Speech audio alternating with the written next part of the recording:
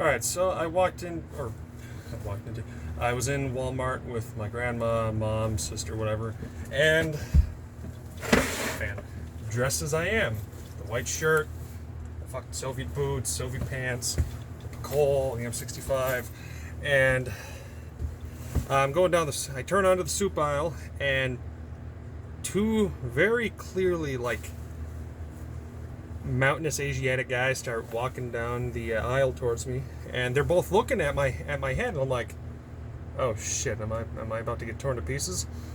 As I get up next to him, and one of them, he turns, he's like, "Hey, where did you get your hat?" And I'm like, "Oh, I got it at a trade show a few weeks ago.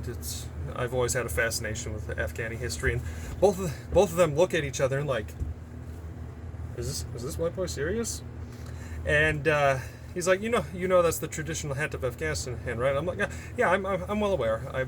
My dad was in Afghanistan when I was a kid. I've had a fascination with the history of Afghanistan ever since. And the one guy that I'm actually talking to, he's like, yeah, we are both from Afghanistan. That was our home country. And I'm like, no way. That's cool. Am I like cool to wear this? And they're like, absolutely, man. It's cool to see somebody wearing it. And I'm like, they double take, and they're like, you're like, are you Russian or American right now? I'm like, I'm kind of a mix of both. And kind of going for the Mujahideen look, and they're like, you know about the Mujahideen? And I'm like, yeah, I've always been a fan of like the 1980s history of like the invasion of Afghanistan by the Soviets and whatever, and they're really both taken aback by it, and I'm like, I'm starting to think like more and more like, oh, I'm not going to be killed for this. Cool.